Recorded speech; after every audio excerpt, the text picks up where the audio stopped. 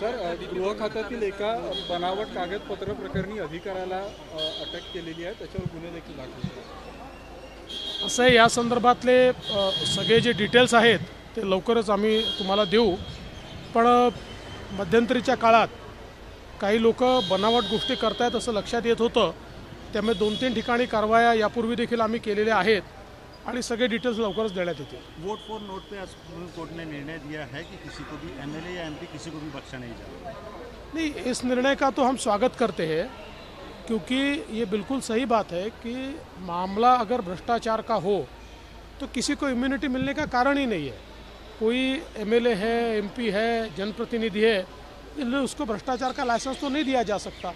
तो इसलिए जो 1998 में सुप्रीम कोर्ट ने एक फैसला दिया था, जिस फैसले के कारण एक प्रकार से इम्यूनिटी मिली थी, अपने फैसले को सुप्रीम कोर्ट ने बदला है और बहुत सही फैसला दिया है, हम उसका स्वागत करते हैं।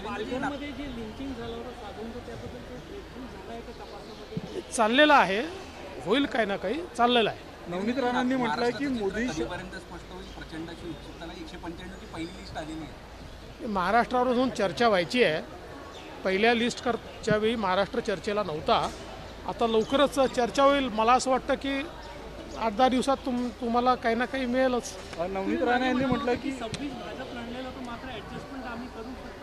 अरे आता थांबून जा, लवकरच सगळेच तुम्हाला जागा कुठल्या नवनीत राणांनी म्हटलं की मोदी शहा नड्डा जे सांगतील तीच माझी दिशा असेल। आज त्या भाजपच्या कार्यक्रमात देखील येतात। पुढे आमच्या सहयोगी सदस्य आहेतच। पूर्ण 5 वर्ष त्यांनी लोकसभेमध्ये एनडीएची बाजू घेतली आहे, मोदी साहेबांची बाजू घेतली आहे, त्यामुळे आमच्या कार्यक्रमात ते आल्या तर नवल नाही, ते आमच्या सोबत राहतील।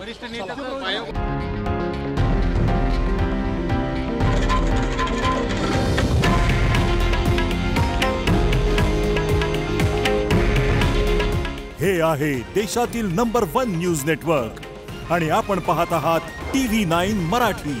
काळजी तुमची, हित महाराष्ट्राचं।